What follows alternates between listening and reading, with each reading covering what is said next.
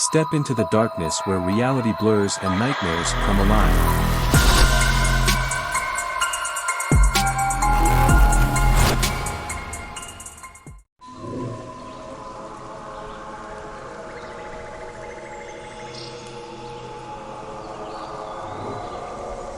The air was crisp and cool as we trekked through the dense forest, our backpacks heavy with supplies for our weekend camping trip.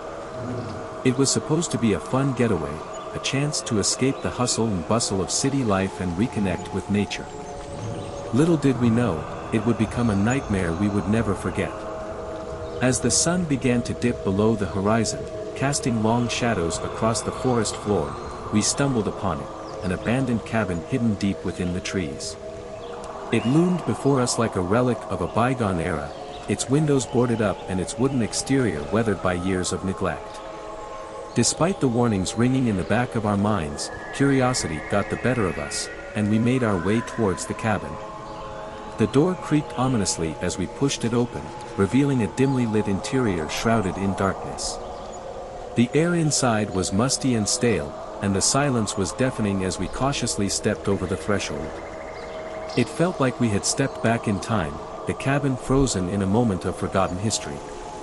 As we explored the interior, we stumbled upon artifacts of a life-long abandon, a dusty old rocking chair in the corner, a faded photograph hanging on the wall, and a musty old journal lying on a nearby table. Intrigued, we flipped through the pages of the journal, our eyes widening with each passing entry.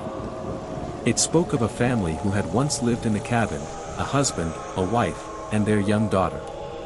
But as we read on, we realized that their story was far from ordinary.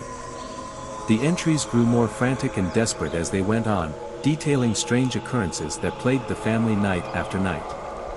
Shadows lurking in the corners, whispers echoing through the halls, and a pervasive sense of dread that seemed to seep into the very walls of the cabin.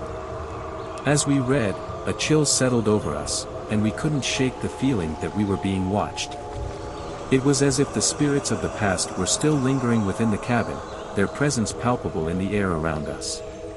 Just as we were about to leave, a blood-curdling scream pierced the silence, echoing through the forest like a primal cry of terror. We froze, our hearts pounding in our chests as we exchanged nervous glances. Without a word, we bolted for the door, our footsteps echoing off the wooden floors as we raced into the night. But as we reached the safety of our campsite, we realized that we were not alone.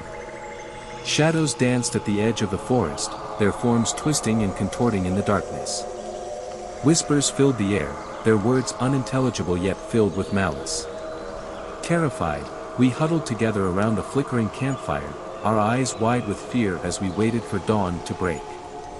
But even as the first light of morning crept over the horizon, we knew that the nightmare was far from over.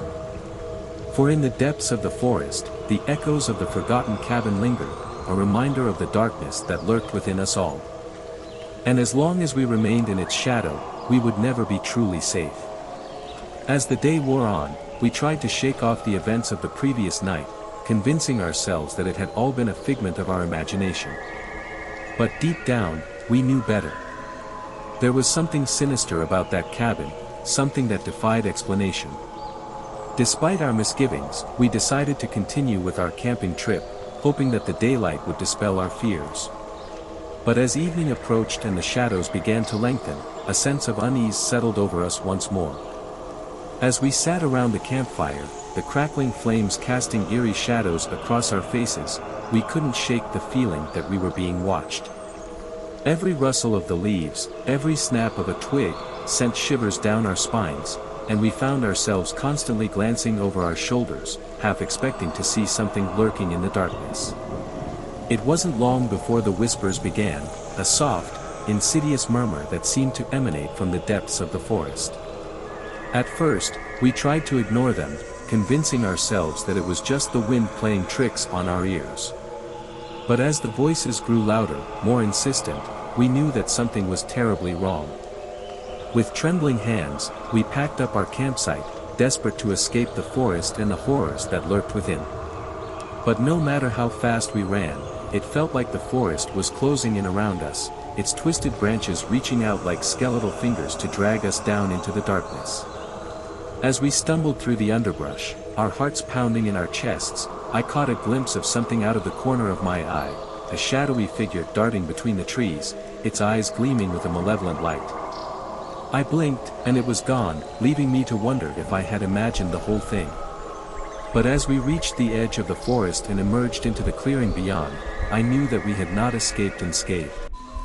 The whispers still echoed in my mind, their words a chilling reminder of the horrors we had witnessed in the depths of the forest. As we made our way back to civilization, I couldn't shake the feeling that something had followed us out of the woods, something dark and malevolent, lurking just beyond the edge of sight.